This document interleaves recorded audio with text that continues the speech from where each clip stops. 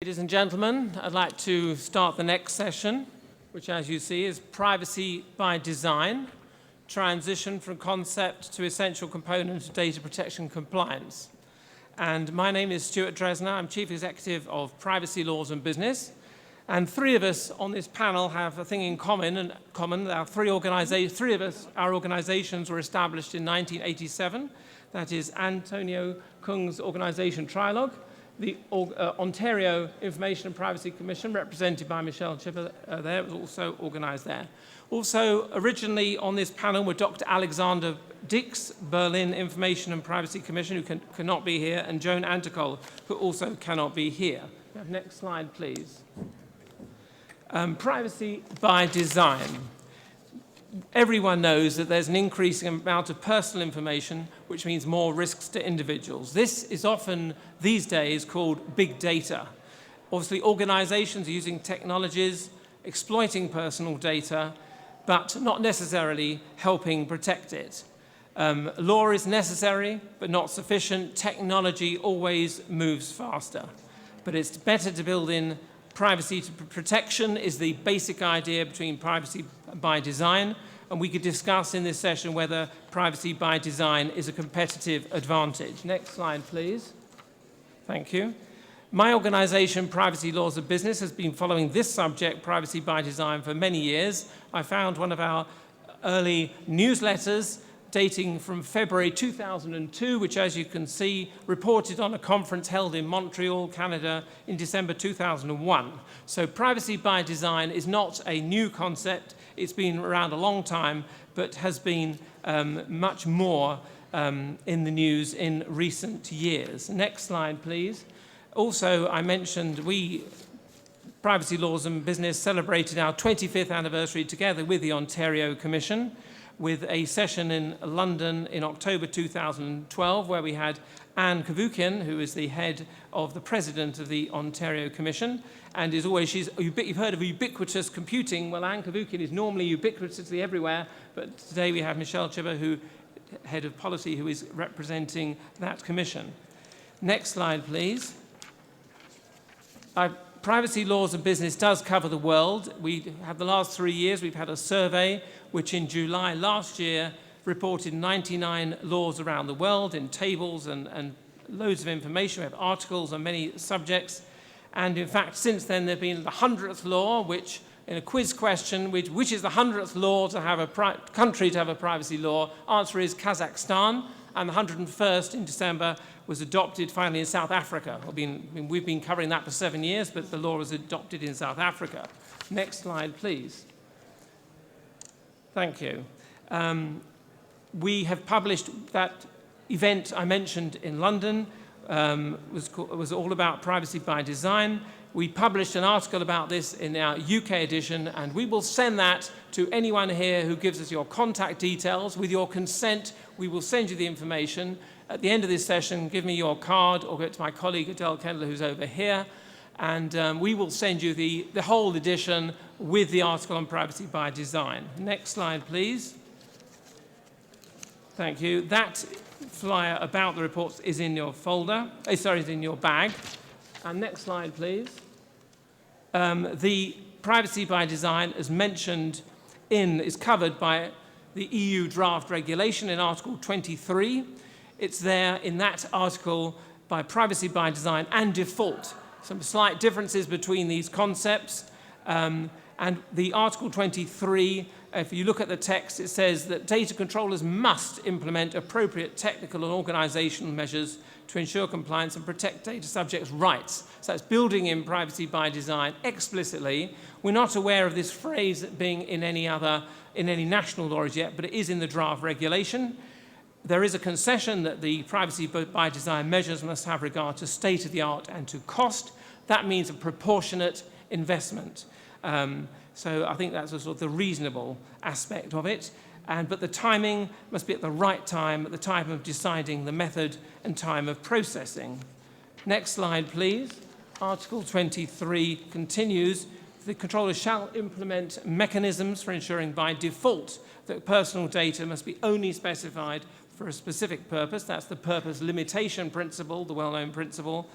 and data should not be collected nor retained beyond a minimum amount of data on minimum time. So there'll be a data retention schedule written in, and the data should be available not to an indefinite number of individuals. I think what it really means is data should be made available to only certain individuals for certain purposes. And finally, the Commission has powers, and this will be very controversial, which is one of the things which it will be interesting to see if privacy by design survives the current discussion between the European Commission, the Council of Ministers, and the European Parliament. Commission will have powers to specify measures and technical standards for privacy by design and privacy by default. And this would apply to all sectors, all products, and all services, so very wide-ranging. Next slide, please. And now we introduce the panel. I mentioned Michelle Chibba before, who's been just over there, and representing the Ontario Commission, head of policy, the policy director there. Antonio Kung there on the end there. He's Chief Technology Officer at Trialog, which is in Paris, and he will talk about privacy enhancing architecture, building in the software. It's the first time I've heard an engineer in such a panel as this. Over here we have André Delaforge. He's the head of marketing for natural security in France. That's not national security, but natural security, the holistic principle of natural security. He will explain that, and explaining how they set standards for strong biometric authentication, not biometric identification, but he will be talking about biometric authentication. Office based in Lille, in France. And lastly here, Justin BROOKMAN, who's the director of the Project on Consumer Privacy, the Center for Democracy and Technology, based in New York. And he told us last night that some of the funds for that comes from settlements in class action cases in the States, which is because they have a big organization, privacy advocates doing great work. How do they get the money? Some of it coming from settlements in class action cases in the United States. And last but not least at all, moderator Monique Altheim, sitting in the center there, done a lot of work in helping put this panel together with Michelle Chibba. And she's the principal of her own law office, the law office of Monique Altheim in New York. And we are a very well-balanced panel. Apart from having both men and women, as this should be, we have 3 Europeans, 2 North Americans, and 1 who is both European and North American. So a perfectly balanced panel. I've completed what I have to say, and we now hand over to the first. Michelle will now show a video of the famous Anne Cavoukian. Yes. Thank you so much, Stewart, for your wonderful introduction of our panel. The way we will proceed is that each panelist will give a very short presentation, and after all the panelists had a chance to give their presentation, we will give you a chance to ask questions and answers. Everybody knows Anne Cavoukian, and if you don't know her, she's the Privacy Commissioner of Ontario, Canada, and she is the one who invented privacy by design in the 1990s. So what better way to kick off a panel on privacy by design than with a message from the Queen herself.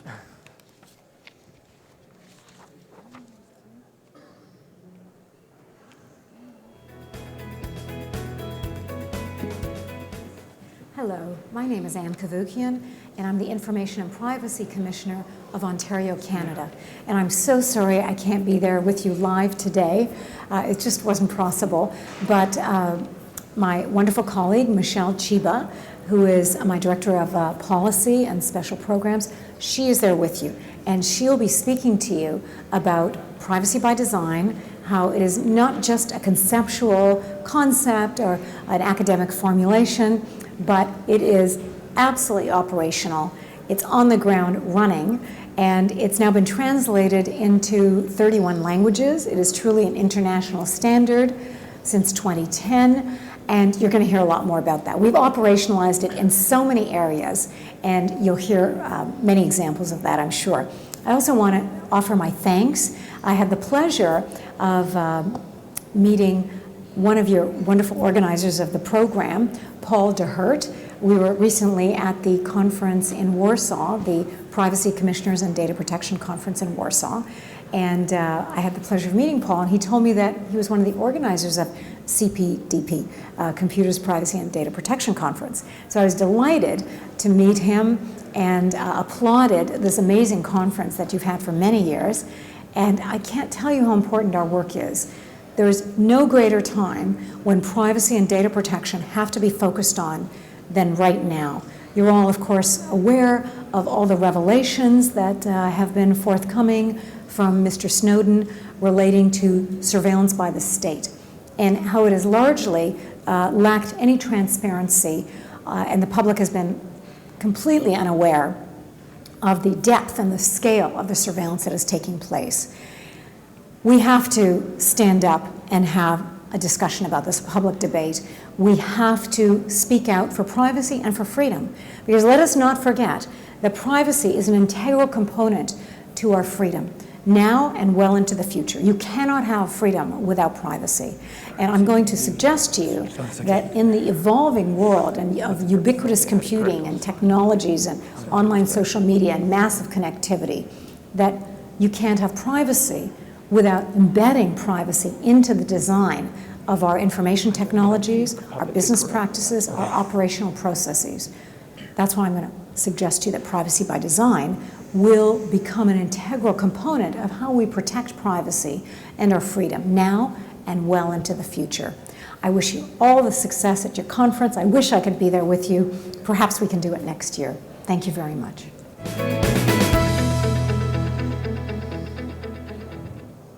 Thank you, Anne, for making this panel possible.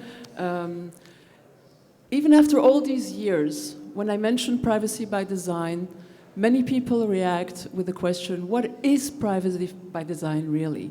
I can't put my finger on it. It's so vague. So thankfully we have Michelle here who will be able to explain exactly what privacy by design is. Michelle. Thank you very much, Monique. So it was in 2012, and I'm just going to do a quick recap. It was in 2012 that we submitted a paper to CPDP, the publication, the Springer publication, and we entitled it Privacy by Design, Leadership, Method, and Results.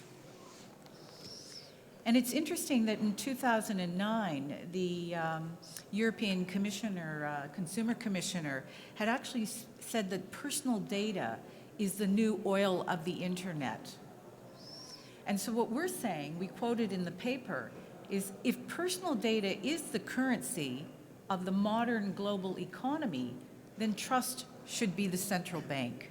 You know, we need the trust of individuals in order for them to disclose and to share much more of their personal information. And what we've been finding is, in terms of the environment, that misuses and abuses of personal data will definitely erode what we consider informational self-determination, that grounding concept with respect to privacy.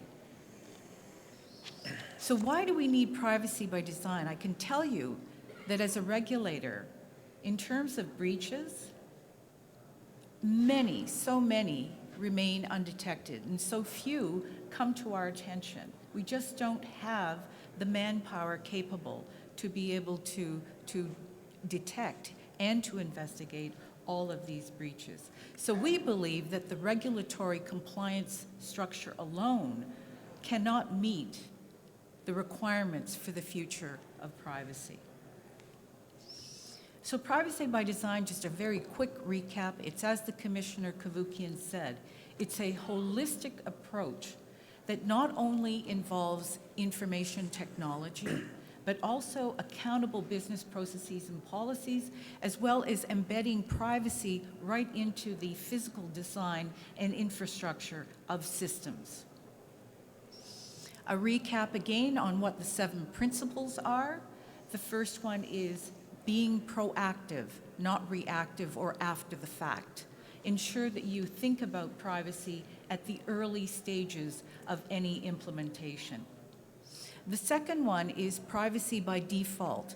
This is perhaps the most difficult principle to implement. because what it means is, by default, privacy is considered within the system or technology. The third is embedded into design, and there are many tools that we've been using, the privacy impact assessment, and you'll be hearing more about the technology impact assessment.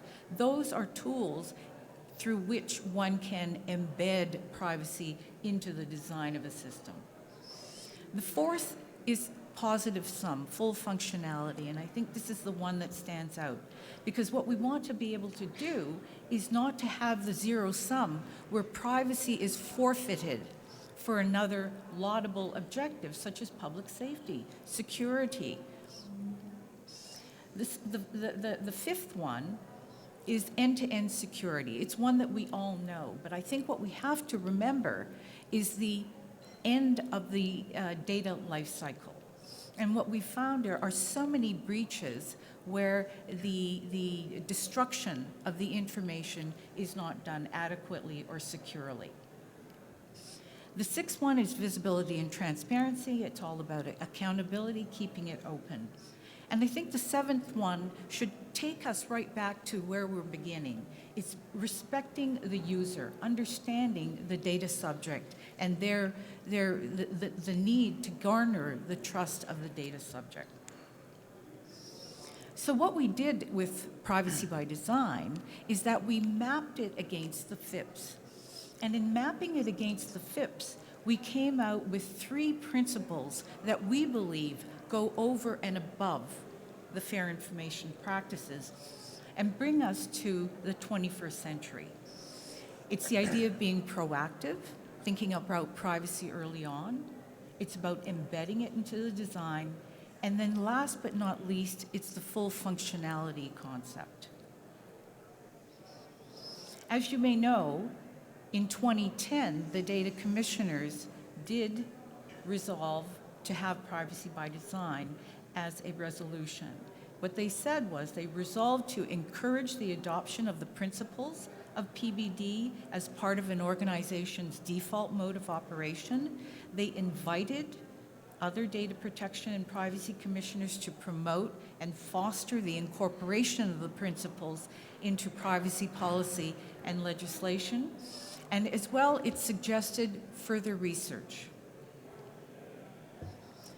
One of the recent publications that we put out was a compilation of the various papers that we've published, and speaking about the different use cases in which privacy by design principles have been operationalized in these various areas, such as surveillance, CCTV, biometrics in casinos, the smart meters and the smart grid, mobile communications, NFC, RFIDs and sensors, IP geolocation, as well as remote home health care, and of course, big data and data analytics. One of the areas of research and furthering the practice, the practical practice, to enable software engineers to translate the principles into coding language or standards. We are now co-chairing the OASIS Technical Committee, and it's called Privacy by Design for Software Engineers.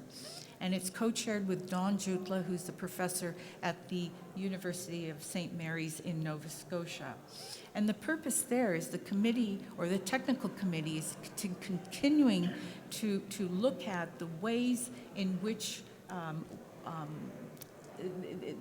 engineers can develop documentation to ensure that they have built in the necessary privacy features into the system. And this will go a long way to standardize and to assist the engineering sector to do so. We are holding a live webinar on Friday, the commissioner is, and she's talking about big data, this trend towards big data, and the view that, you know, if we may lose our privacy in the push towards gaining the value from big data. And what she believes in is she believes that we need big privacy for big data. And this webinar will feature Commissioner Dix, will feature Dr. Khaled Al-Imam, who will speak more to his de-identification analytic tools, as well as Nuala O'Connor, who's President and CEO of CDT. So I'm going to wrap it up, and this is our contact information. Thank you so much, Michelle. I do have a question for you, and that relates to the fourth principle that you just mentioned, aiming for a positive sum solution, for a win-win solution for all stakeholders. In no area does it seem more difficult than in the area of privacy versus security, especially today. This is a timely issue. It seems that we cannot have security and privacy together. Either we have national security and then we have to give up our privacy, or we can keep our privacy, but out the door goes national security.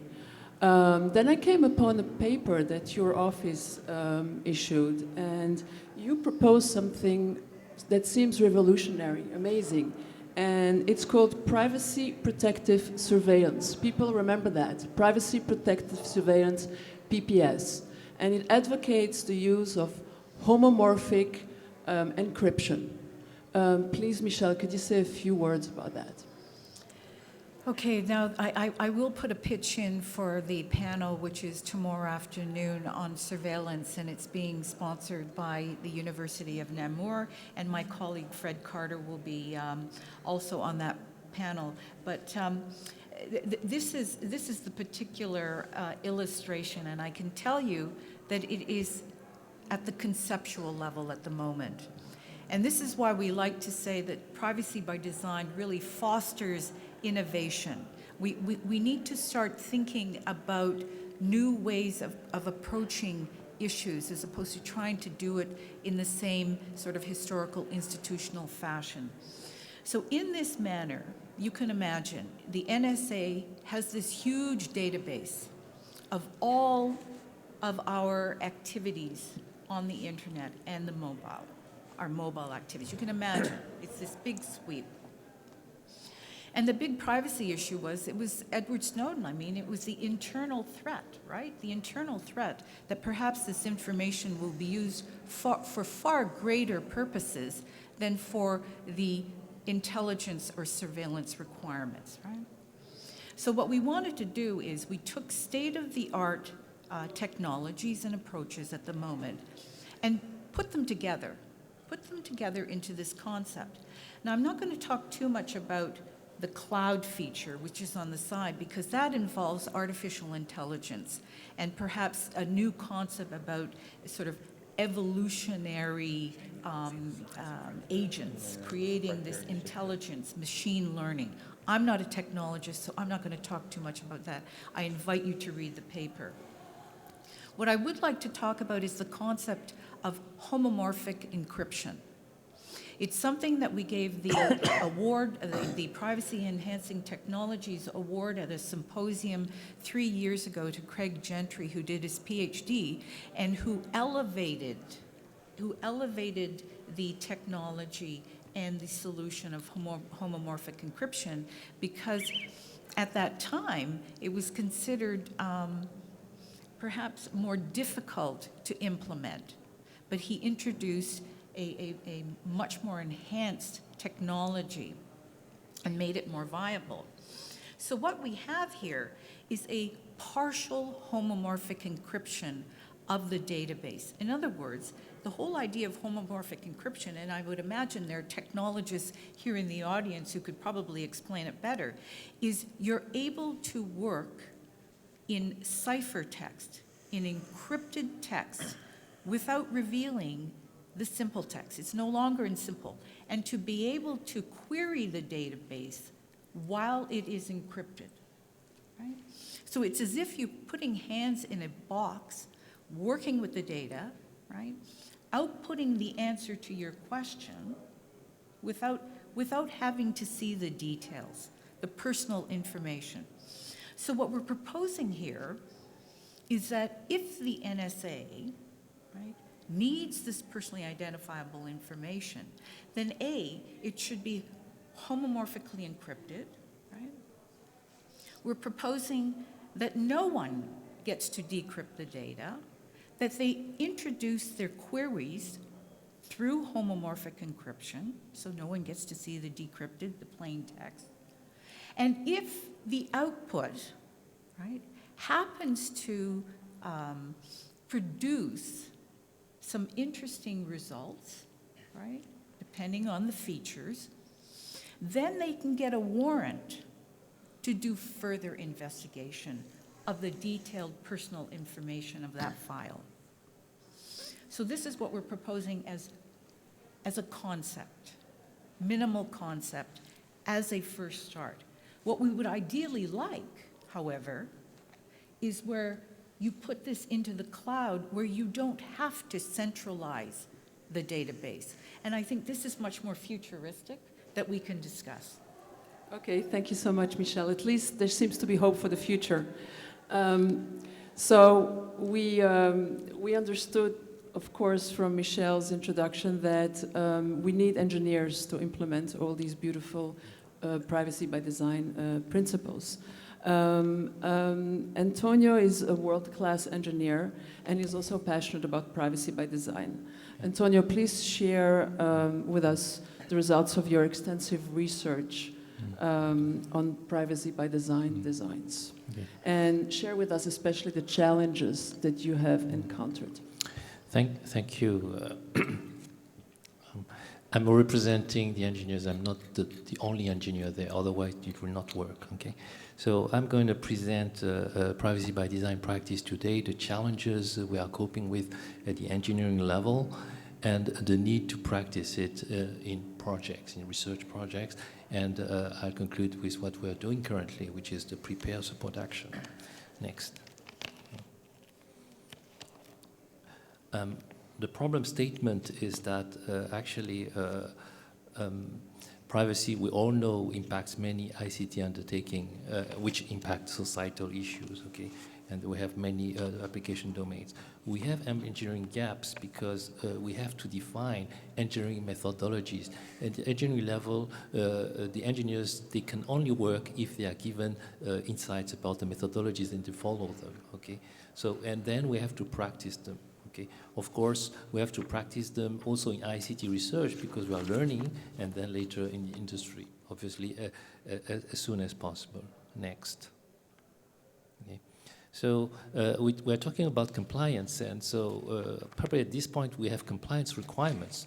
From the compliance requirements, then we have to get to operational requirements that will lead to full compliance, okay? And today we have things that are available, privacy impact assessments, and we could say it's a kind of bullet list which engineers receive, and okay, cope with that, okay? Please provide information. And what we look at the methodologies that are available, there are not so many, okay? So first of all, CNIL, the DPA, the French DPA, came up with privacy risk management. Actually, they took an existing overall risk management adapted to privacy, okay? And here you have concepts like severity plus likelihood, and this will yield a level of risk. And then suddenly the business stakeholders, they can make business decisions, because if the risk is too high, they have to invest. If the risk is too low, they make different decisions, okay? So this is very important. The second thing is that the privacy requirements in general are very high level, or the legal requirements are very high level. We have the 7 principles, we have those things, okay? So how do we, how on earth do we match them, map them onto technical services? And there was a work carried out precisely in OASIS, the PIMRIM, PMRM, what actually privacy management reference model methodology, which is actually a document issued in July of this year, okay? And what it says is, well, we propose to you a methodology when you start from the high level requirements and slowly, iteratively, you get into a number of privacy services, which is the picture there, which I'm not going to explain in detail, but you have, for instance, authentication, assurance, certification, and things like that, okay? So this is the starting point, okay? Next slide. Yeah. But as of today, we could say that the architectural dimension is not well addressed, but it's identified. We've been working with this in the community about, well, the architecture will influence the quality of the system and the privacy by design attributes, okay, there. So we need for methodology, I call it PEAR, Privacy Enhancing Architecture Methodology. And this will take decisions about some of the principles that can change actually the functional requirements. So if you look at actually this picture, you start from the left from privacy functional requirements, then you get slowly into technical requirements, and you make architecture decisions. Next. So I give you an example, okay? Next. So you can see you need the birth date, okay? Next. Well, actually, you try at the design level to minimize. Next. And you apply zero-knowledge technology, you figure out, actually, I don't need the birth date. So I need just to prove that he's over 21, okay? So then I get back. So actually, we need to integrate that in the design. Next. And once we have done that, we make the architecture evaluation, okay? And of course, this is a contribution to risk management because the architecture has maybe the biggest influence on the whole thing. And once you have done that, you can contribute to privacy impact assessment. Next. Okay. So there are further barriers, which I just want to mention. So lack of practice, lack of education and training. So there was a panel just before on that. The diversity of engineering processes. We talk the different languages depending whether we are called energy, railways, automotive, intelligent transport system, cloud computing, whatever. We are very different, even though we are engineers, okay? And also other people. And we also have diversity of systems, ecosystems, market. The world is extremely complex. Next. So this is the reason why we have this support action called PREPARE, preparing industry to privacy by design by supporting its application in research. Let's first do it in research, okay? And I explain a little bit why. So this is a European project, FP7. We will define the privacy by design methodology, and we support its practice in ICT research, okay? Next. Well, this is nearly my last slide. So the challenges and issues are actually, when you consider what's being done in research and development, actually it's not just one stakeholder building the whole system. He's reusing systems. So you implement an application on top of an Android platform, okay? So you have different bits and pieces. So how do we apply privacy by design on all those bits and pieces? So what we thought is if you are at application level, okay, so then I really need to collect data, maybe. So the privacy by design focus will be things like data minimization, check sure that the privacy is taken into account according to the context and things like that. When it comes to other types of people who implement just platforms, okay, so they're not really caring about the application, but they're serving them, then we have to focus on architecture, okay? And this is very important because a good platform with a nice architecture will help applications to implement the privacy by design system, okay? Then we have another challenge which is also maybe even bigger, many application domain. So this will mean that we have to knock at the door of each application domain and just speak their language. So it's a cultural aspect, okay? And maybe the most difficult one is the small versus big. So you have one application that takes two person months versus another application that take many years, okay? How do we cope with it? So we need to be at the principal level, but we need to adapt ourselves, okay? This is very important. And next. So I'd like to conclude with the fact that actually we are starting, and we will have a workshop that is collocated with the annual privacy forum in May, where we discuss those issues. Once we have that, we will propose the methodology, and we'll train the research projects that are interested to apply it. Thank you. Thank you, Antonio. This looks very, very complicated and also very expensive to me. I understand that your company works with the smart grid industry, but what advice do you have for small startups who devise devices that are connected to the internet? The Internet of Things is buzzing. At the Consumer Electronics Show, for instance, a little company designed a toothbrush that's connected to the internet, and that measures every time you brush your teeth and how many strokes and which teeth, etc. So what advice do you have for startups? Can they afford privacy impact assessments? and this kind of service that you offer? Yeah, okay. So the short answer is that actually, in general, when you implement a small application like students implementing in 2 months an application, okay, they will reuse things. They will reuse platforms, okay? And the short answer is actually the platforms must have been devised privacy by design, so that actually they do the little increment that will allow them to be on the market very soon, okay? This is the point. Okay, thank you. We have our principles, we have our methodologies and standards, and now we have here André, whose company actually developed a product that promotes privacy by design. André, will you tell us about it? Thanks. First, I would like to explain what we do. I think this is the key message I want to deliver. First, we design specification for strong authentication because we know that there is a need for strong authentication. So what are the differences between identification and authentication? I think this is a key point for us. Identification, I walk into the street, there is a camera surveillance somewhere, I am identified. I mean, I'm not participating to the process of being identified. We are concerned about authentication, that means based on a voluntary gesture, I prove that I am the person I pretend to be. So why strong authentication is a key issue? Because you use strong authentication every day, for instance, for payments.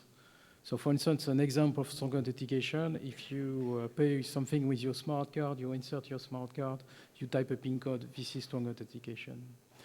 So what we design is a specification for strong authentication methodologies, that, specifications that can apply for payments and access to services.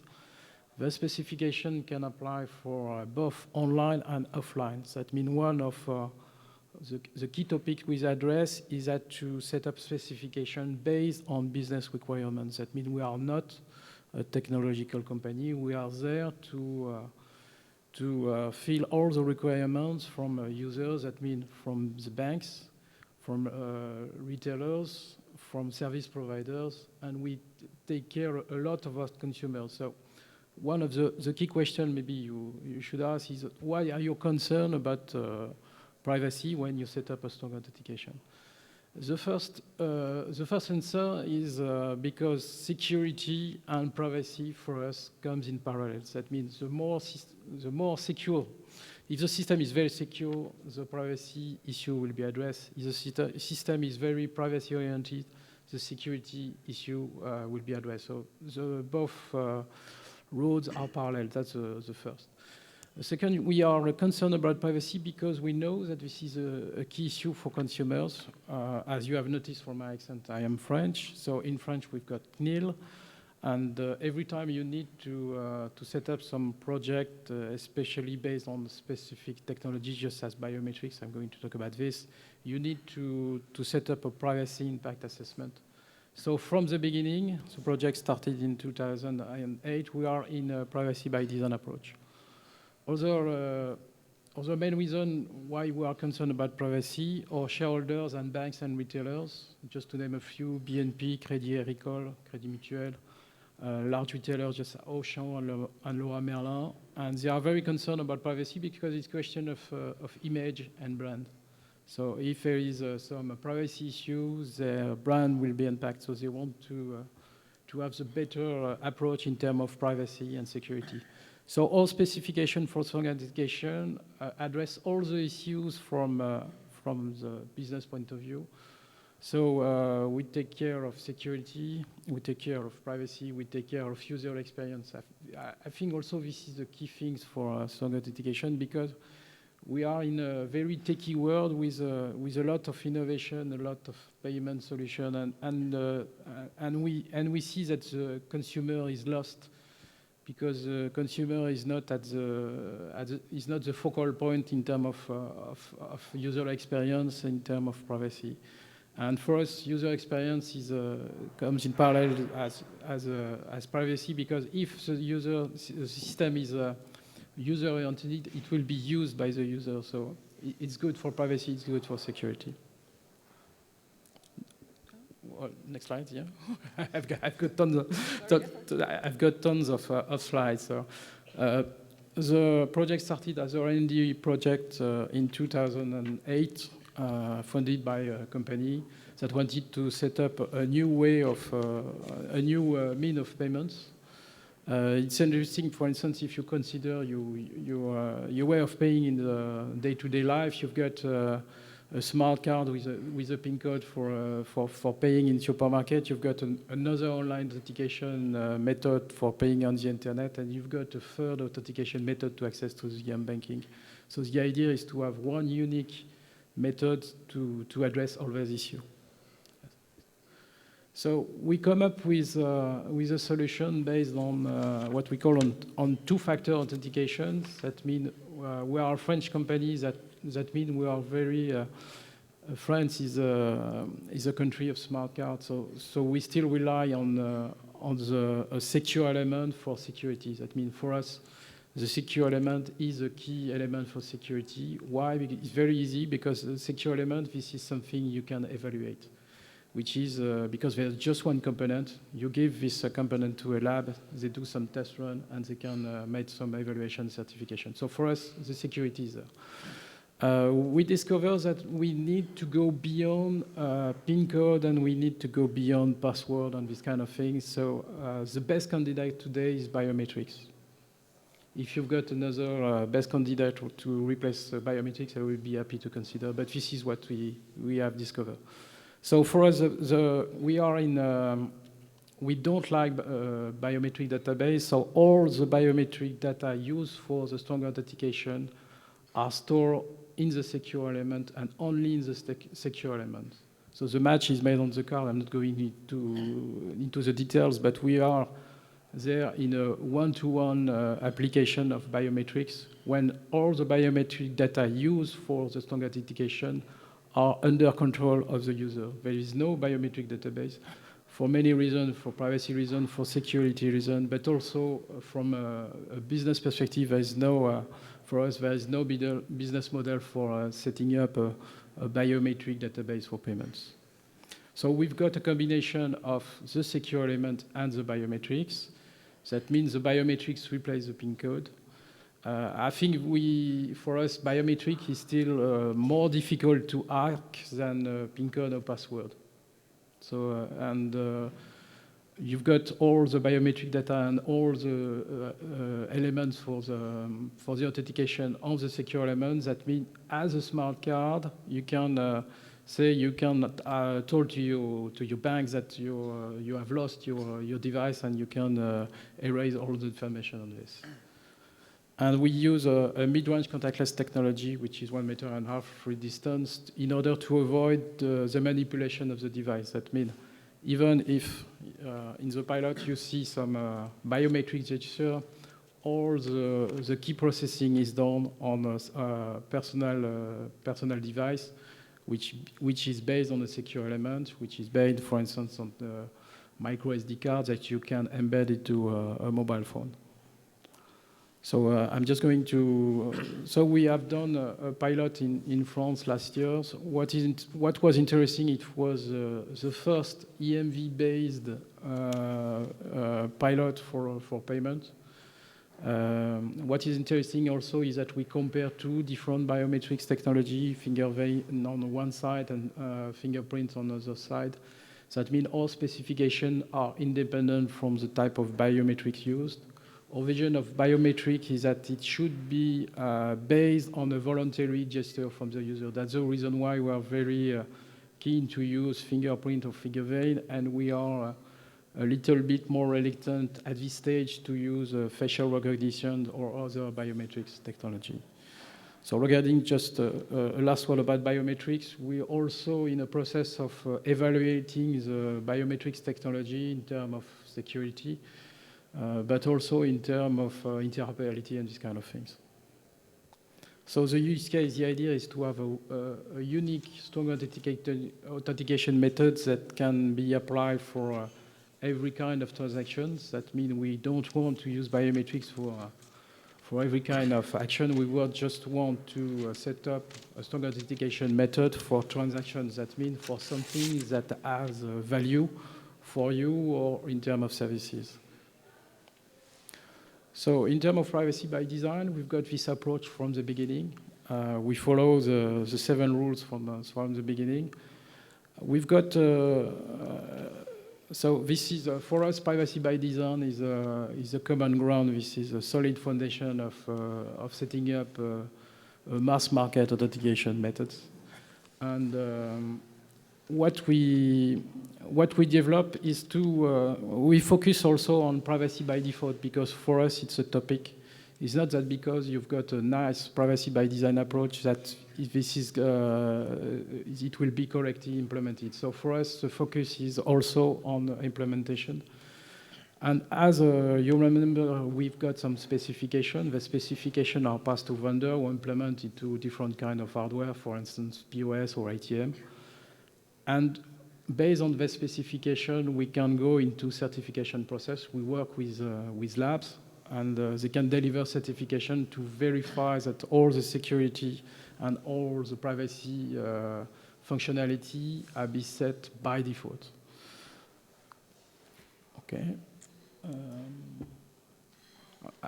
Anyway, okay, we have to move on. So the idea is that we've got a visibility on the whole process. That means we follow one of the recommendations of privacy by design in order to have a full life cycle approach. That means we take care of the certification of the secure element, of the type of biometrics used. We are concerned about the back office and the link between the personal device and the back office of merchants, for instance.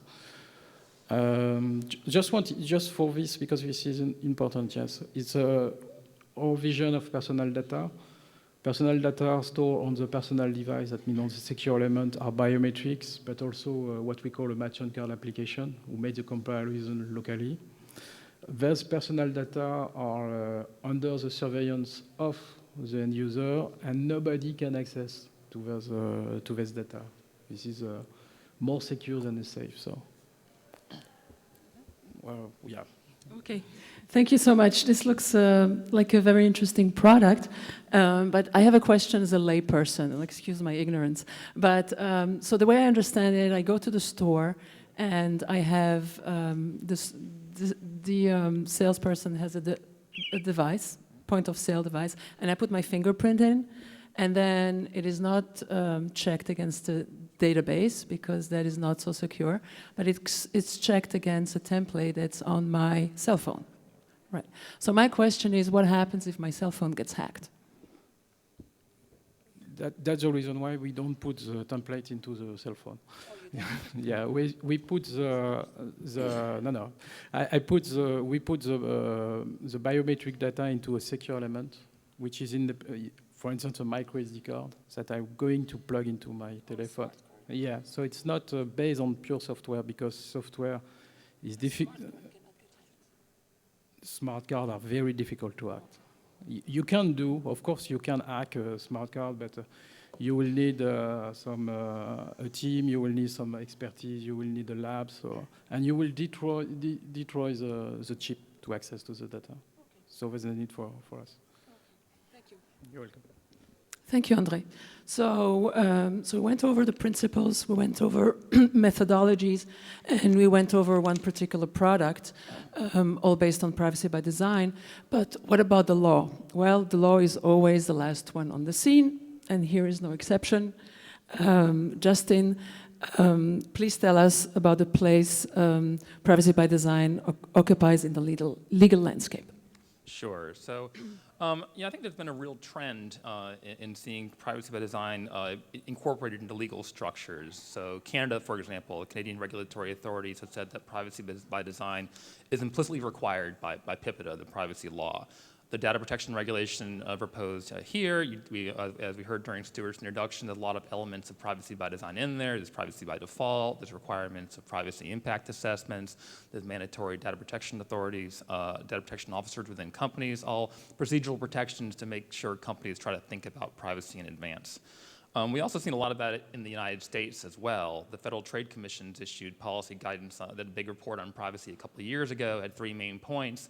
The first point was all about privacy by design. Companies need to internalize processes to think about privacy all along. Also, in settlement agreements, the FTC has come to companies that violate our relatively weak privacy laws in the United States. They've required chief privacy officers to be appointed within companies, or they've required periodic audits to make sure that companies have procedures in place to think about these issues.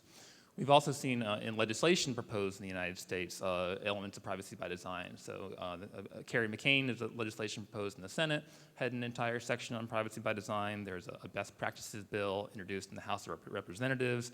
It required mandatory risk assessments, periodic review, procedures for obtaining complaints. So I think this will be a trend that you see in privacy legislation around the world, and I think the reason is something that Antonio touched on his presentation, is that we have these high-level fair information practice principles about tell people what you do with your data, use security, give people control, and then it's really hard to operationalize them on the ground. Like, how do they apply to all these new and emerging technologies? And existing legal structures don't do the best job of that, right? I mean, you could try to have a law that micromanages every single industry and gets updated and gets yearly, but I think people recognize that legislators and regulators don't have the capacity to really do that. You could have high-level principles and then some level of enforcement, so that's what we have in the US with security. The Federal Trade Commission says that reasonable security is required by companies, and they've come to 60 or 70 settlements with companies that they said use bad security practices. But people complain, well, yeah, okay, you've told me some bad things, but what do I as a company need to do to make sure that I'm doing the right thing? There's not really enough guidance there. You can have theoretical principles that are just not enforced, and that's probably what we have in the United States on privacy. We don't have privacy law, so the Federal Trade Commission can encourage the fair information practices, but they can't require them. And I think we certainly don't think that self-regulation's been sufficient. So I think privacy by design is supposed to be an overlay to all that. Is that if you have companies thinking about privacy at all levels, and if you require them to do so, then you'll get better privacy outcomes for consumers. And I think Deirdre Mulligan, who's a privacy scholar at Berkeley, is also the chairman of CDT's board, has written a lot about this, and I think has done some research to show that if you do have processes in place in organizations to consider privacy at all levels of product development, there are better outcomes. And so I think it's a good idea to see privacy by design required or encouraged by legislation, but there's also shortcomings too, and I think it's really important to recognize these and not think that privacy by design can solve everything. First, it's really hard to enforce. I mean, regulators are not going to go into a company and say, oh, you didn't do the privacy by design. They're going to be enforcing substantive outcomes, bad privacy results. And so you really can't require them to really have that meeting or to make sure they really think about it the right way. Regulators are just not positioned to do that. So the law can require it and the law can encourage it, but it's actually really hard to operationally enforce. There's also concern that privacy by design can be overly prescriptive. So if the law requires you to go through 8 levels of review for every single decision that gets made, you can really calcify an organization. So I often hear, I often look skeptically at companies saying, who are concerned about, well, we need to, preserve innovation. But I think it's absolutely a legitimate concern that if you get caught up in too much bureaucratic red tape, it won't be worth it in the end for consumers. You can also see substantive overly prescriptiveness. So if lawyers are forced to write all the user interfaces, I think that's a bad result for everybody. So we saw that somewhat in the United States. There's this process that the Department of Commerce held to try to design mobile interfaces. And there's a bunch of policy lawyers from DC kind of coming up with what the best code should be. And then people kind of came in after the fact and looked at it and did some usability testing. It just didn't work very well.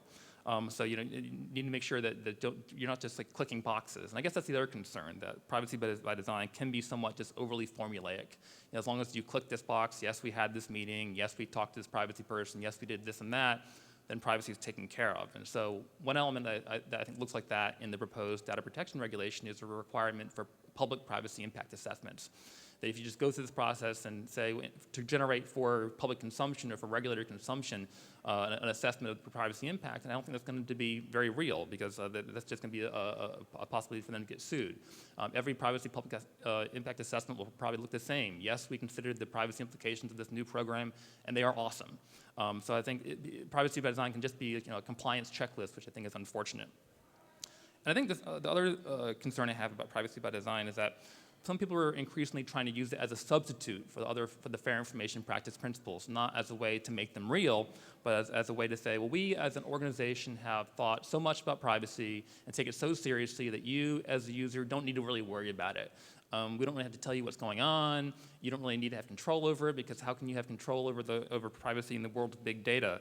And so we've seen this real push to substitute privacy by design and accountability and internal corporate controls at the expense of the user. The companies kind of substitute their own judgment for that of the user.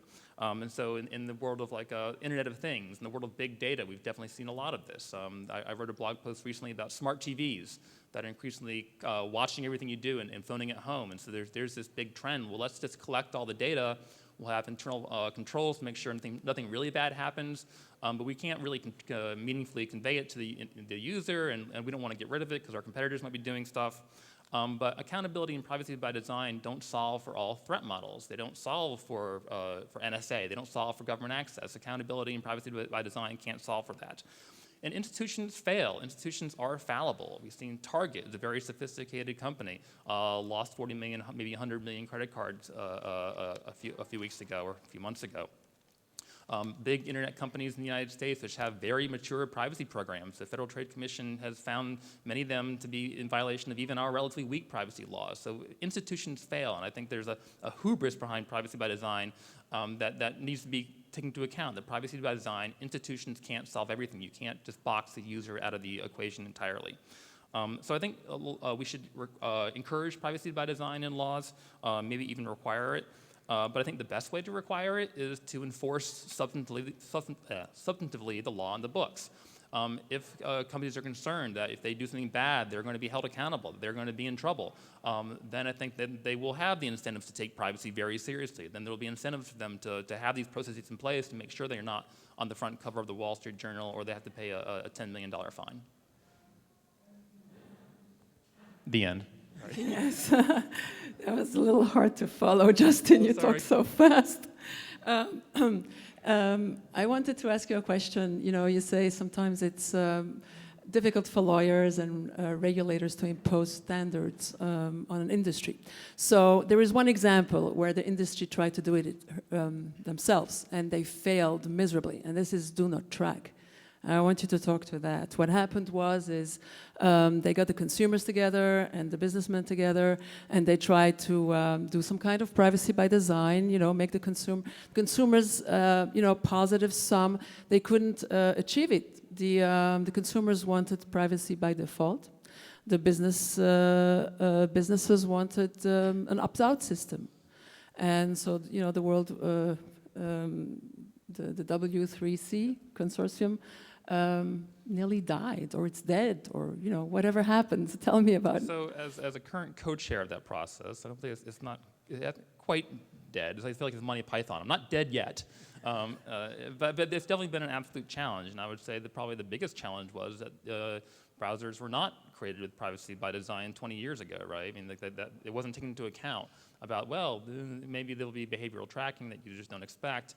And now here we are 20 years later to trying to append privacy practices to this practice, and there's business models that are baked in. There's hundreds of companies whose livelihood depends on this, who are fighting it tooth and nail, probably understandably from their point of view. But you think about it, maybe if browsers had been designed in the first place to think, well, maybe letting every single party drop a cookie maybe isn't necessarily the most logical thing to do. Then I don't think we'd be in this place today. Okay. Yes, I think the time has come for the public to ask questions. Any questions? Okay. Microphones. Thanks very much. Just a comment to the last speaker. You said it was difficult to operationalize privacy by design requirements because they are sort of, I guess, soft requirements in some ways, even though you can end up with a tick box list. But don't we find this similar difficulty with, say, proportionality assessments, and yet we still have a lot of litigation, sometimes significant litigation, where a court is going through a decision-making process and applying also fairly sort of waffly criteria and sometimes arriving at very good results for privacy. So I'm just wondering if you could compare somewhat, let's say, a proportionality assessment with an assessment of privacy by design requirements. No, I think I agree with you. I think it's just my point was that we had these high-level principles, not the privacy by design principles, but privacy principles in general, saying provide notice. Well, what does that mean? Like like if I have a smartphone, where do I provide notice? Is a privacy policy good enough? Do I need to have like a big old pop-up screen, right? So I mean, we had this idea users should know what's going on, but how to translate that into every single new technology, like other Internet of Things. I think it is somewhat challenging. I think privacy by design is a way to encourage companies to think about that more systematically than right at the end go to the lawyer and say are we cool with this, or maybe not even talk to the lawyer at all. But if you're thinking about it during all stages of design, I think privacy by design is kind of help make that hard decision possible. But but by the same token, I think it is probably the right thing to have relatively high level standards and not try to micromanage it. But I also think those standards do need to be enforced. And yes, it's somewhat murky. But I think, like, for example, the Federal Trade Commission's somewhat criticized settlements with companies over bad security practices. I think it's actually really a good thing because companies now have the fear of God in them, that they're going to have the FTC come after them if they lose data. It's actually probably even more, it's more of a strict liability regime in the United States too, because regardless of whether they were reasonable or not, they have to send out data breach notifications. And so the fact that they have to internalize those costs, I think, is a really strong incentive for them to use reasonable security practices. Any other questions? Okay. Hi, I wanted to ask you if you have any projects that have applied this approach to systems that have deal with electronic health records or medical data in general that have an inherent need for privacy that's much more than, let's say, credit cards, in my opinion, or other issues. And specifically, I'm interested in genetic data because genetic data is it's the worst possible case scenario for a hacker because it's really personal, it doesn't change, and you can really identify someone even if you have just a few markers. And I'll take the opportunity, since I have the floor, and mention that we have a project that I'd like to show to you, and it's going to be at on the panel on electronic health records at 3:30. We also have another session where we'll expand more on it at 6 o'clock tonight. It's not in the schedule. So I'd like to see hear what you've done with electronic health records and medical records, and see if there's any feedback we can get from you. Exactly. I won't be able to explain everything, but yes, we have done work on electronic health records because I can tell you in Ontario alone, it has taken billions of dollars of consulting dollars as well as decades to get to the point where we can share an electronic health record. Now, I will tell you that our commissioner is the first one who will say it would be absurd to say that it was because of privacy that was not accomplished, because you can have both. And she will be the first one to say that if she ever goes into an emergency department, it is where your life trumps privacy. Now, in terms of mechanisms, we have a couple of papers. One of the areas that we're talking about is some of it involves the homomorphic encryption. The other one, it's a holistic methodology because you have a number of practitioners, and it's what you call highly available. It's a highly available environment, right? Because you have individuals who are dispersed in an environment. You have hospital, you have doctors' offices, you have nurses' stations, you have clinics. You have this highly available environment and yet highly sensitive data. So we have done work with a major hospital around data loss prevention strategies, as well as using the technologies. I can tell you that the highest number of breaches has been in the mobile device environment. And I'm not talking about cell phones at the moment. Those are going to be challenging areas, but it's the USB stick. The USB stick that the nurse takes the data and is supposed to transport it to perhaps to another location, and it's not encrypted. The minimal standard that our commissioner has put out to the health community is that if you ever take health data, identifiable health data, off-site, off a secure server, it must be encrypted. It must be encrypted. The USB stick, there are systems available where you put a USB stick into a laptop, and if you download it, it could be encrypted automatically. So there are systems out there, so there are no excuses. But we have a number of papers, and I would love to talk to you. I'd like to add something. Thank you for the question. First of all, e-health is a very important domain, and I will ask you to contact me so that our support action will cover this, okay? Secondly, you all know that in Europe we have this initiative called Active Healthy Aging, and there is a group called User Empowerment, okay? User Empowerment, of course, because the user is the center, obviously, okay?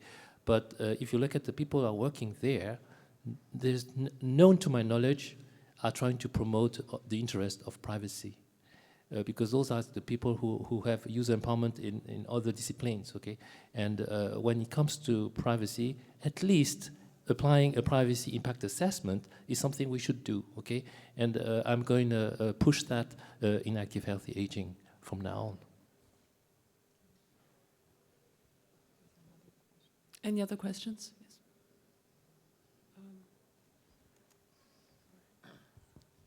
Hello, yes, thank you very much. I work on a European project called Value Aging, which deals specifically with older people and ICT.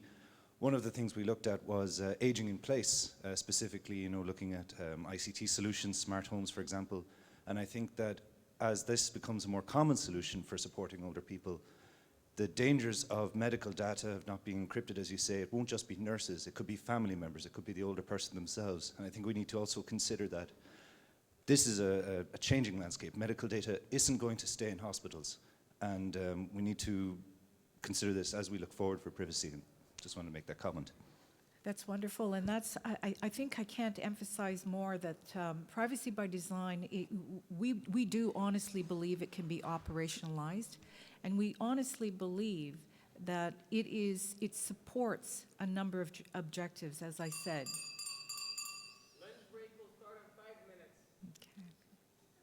So I think that's the benefit and the attraction of privacy by design, and why it has been taken up in so many jurisdictions is because it's not going to prevent you from reaching another laudable objectives, as I said, whether it's counterterrorism, intelligence, e-health.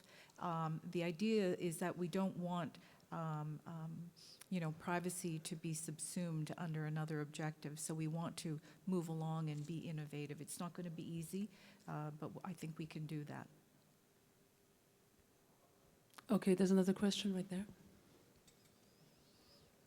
Thank you. My name is Mark van Lieshout at TNO, the Netherlands. I have a question on the industrial policy behind privacy by design. I can explain it. We are working in the Netherlands on somehow to create a kind of a industrial system which supports privacy by design, or which supports privacy at all. The main thing is that if you look at all the examples, then it's just an example over here, it's an example over there, but you don't see any real progress in terms of a kind of an industrial behavior by the suppliers of privacy by design solutions, and you don't see the acceptance on the side of the those who should adopt that kind of solutions. So there needs to be a kind of a mechanism which somehow brings the two together. The feeling is that if you look at the security industry, for instance, this is already a kind of an industry. It's an industry for many years, but the same really lacks for the privacy. There's no privacy industry at all. There's no institutional embeddedness of the privacy industry. And that is something which is needed to make any progress in this kind of efforts. My question to the panel is, I'm not sure whether you share my perspective, so that's for one. Would you agree on my perspective? And the second is, are you optimistic about the fact that we indeed can be able to realize such a kind of an industrial approach to something like privacy by design? Yeah, personal opinion, I fully agree with you. We need to go ahead. And I think the community is strong enough, and we need to coordinate our efforts so that we make it happen, I think. Okay. because this is through this that we have standardization and everything, certification, education, everything, all aspects of society are impacted by privacy. Okay, I think because we are all using ICT systems.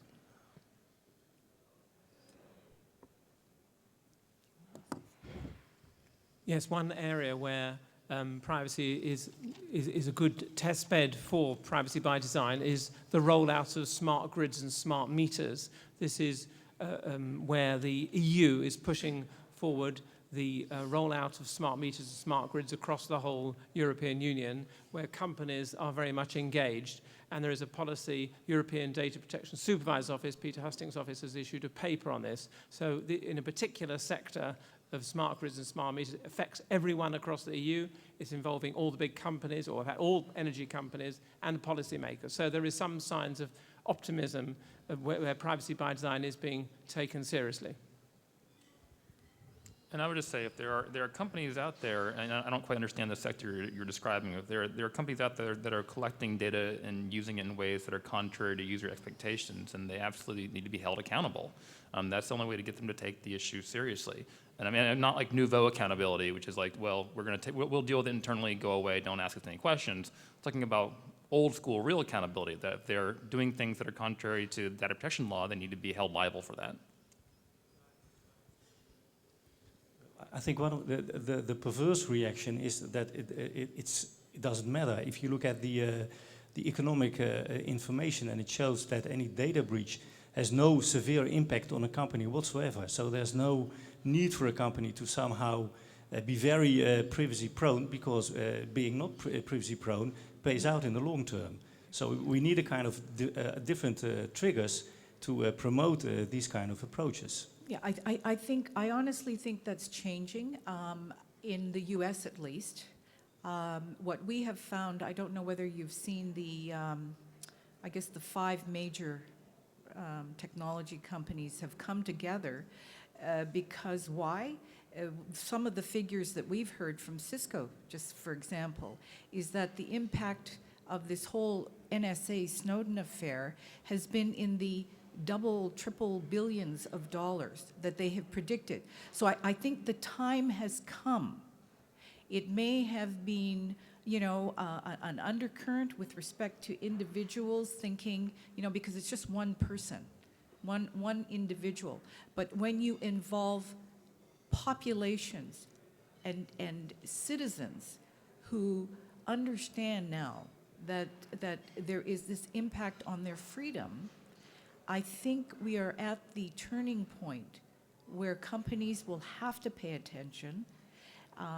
We've had few companies come out as thought leaders with respect to privacy by design, but we see this more and more where they're going to have to take it, because privacy, we always say, is good for business. Because we have the internet now. We have so much digital information. They will have to do it. The citizens will demand it. And I think that's excellent that you know, we've started this movement, and we must continue to demand it. And we must continue to demand for innovative solutions. Don't take the standard anymore. I mean, I can tell you that as we work through with organizations, whether it's law enforcement or whether it's the institutions who report to us, it takes time to think about innovative solutions to address both privacy and whatever the institution is trying to achieve. We also want to reinforce the fact that we're not saying that you can't use the data. It's that there is responsibility attached to how you do that data and how you respect the data subject. Thanks, Michelle. We have to wrap it up, unfortunately, because it's lunchtime. I would like to thank our chair, Stewart. He has worked tirelessly behind the scenes to coordinate our panel. I would like to thank Cavoukian and her team for tirelessly working on a project that is very long-term. And I would like to thank all our panelists who so generously donated of their time and shared their knowledge with us. Please share me in a hand of applause.